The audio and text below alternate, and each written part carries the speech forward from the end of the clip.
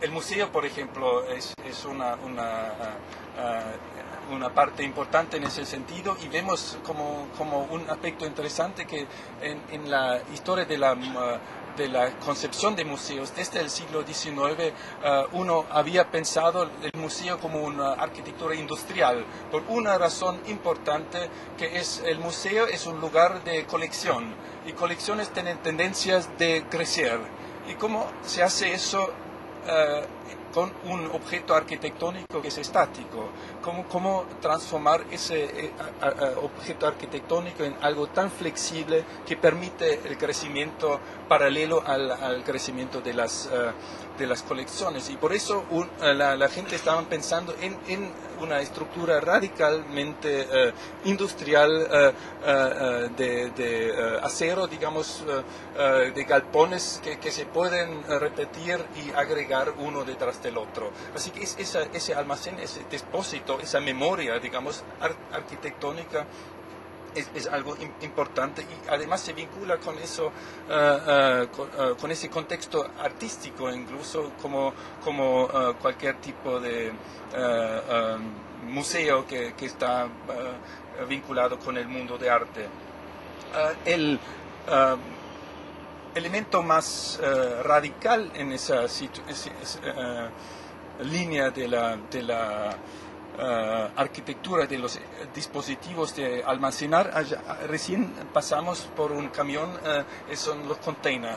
Creo que eso es un desafío sumamente importante para la arquitectura, porque el container tiene una historia de 50 años. Creo que este año se cumplieron los 50 años. Es un dispositivo sumamente joven, pero absolutamente repartido por el mundo. Podemos decir, es casi algo parecido como el bit, como unidad informática. Eso es la unidad espacial modular, estandarizado, que funciona por todo el mundo. Esa invasión del espacio a través de containers, creo que eso define de cierto modo esa importancia de la función del almacenamiento, de la memoria, digamos, en términos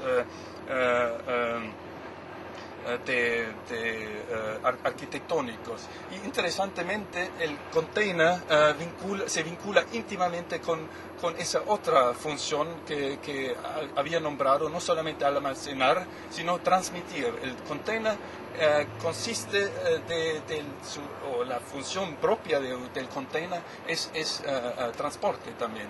Pero transporte, mucha gente o muchas empresas ya no hacen muchos grandes almacenes, sino usan el correr de los containers por todo el mundo como reemplazo del almacén, así como algo. Eso es muy interesante, una arquitectura rodante, podríamos decir, que en vez de tener en un lugar amontonado muchísimos elementos de su producción, dejarlo flotar, rodear por el mundo, y a través de esa operación dejarles mucho más accesible a todos lugares, como es el mismo caso en el caso de las informaciones, packet switching, cuando nosotros mandamos un mensaje, ese mensaje no atraviesa a través de un bulto la web, sino se parcela en muchos elementos y está dando vueltas por caminos sumamente diferentes. Solamente al final se juntan en el destino y crean el acontecimiento deseado. En el caso de la transmisión telefónica, eso es más complicado que en el caso de la transmisión de un texto, porque en el caso de la transmisión telefónica, la llegada de los elementos en el orden correcto es mucho más importante que en un caso de una expresión visual simbólica. Bueno, eso sería quizás esa vinculación de la transmisión y el almacenamiento en el container.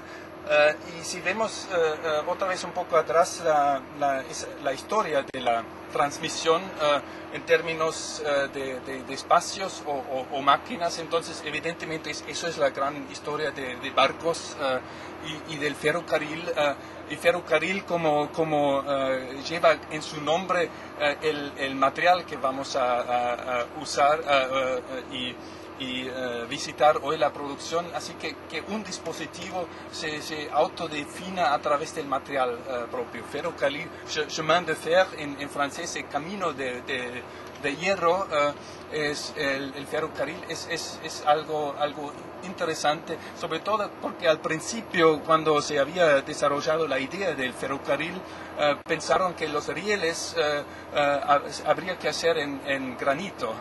Así que la idea de los rieles metálicos, por la idea de que debería ser demasiado difícil de producir tanta cantidad de hierro en su momento, eso no se podía pensar en aquel momento.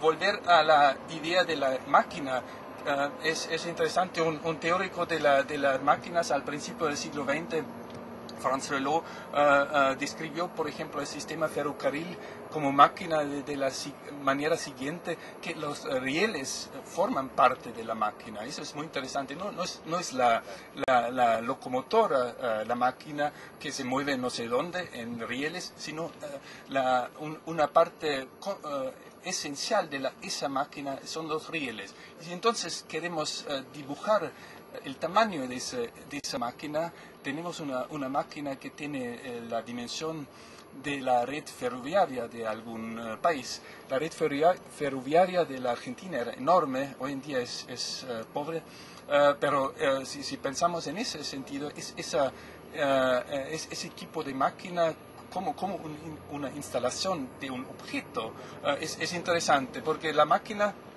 como objeto móvil, esas máquinas son movimientos. Eso podría ser un contraste importante también con la idea clásica de la arquitectura. Un objeto arquitectónico se considera más estático, así el molino, todos los galpones, los containers no son objetos construidos por arquitectos, sino por ingenieros mecánicos que dominan el movimiento. Clásicamente, desde la separación de los ingenieros de la arquitectura, el movimiento quedó en la mano de los ingenieros. Sin embargo, ese impacto del movimiento, de la transmisión, digamos, en ese sentido, a la arquitectura importante. Barcos era arquitectura naval, una parte íntegra de la idea de la arquitectura hasta hace poco tiempo, uno podría decir.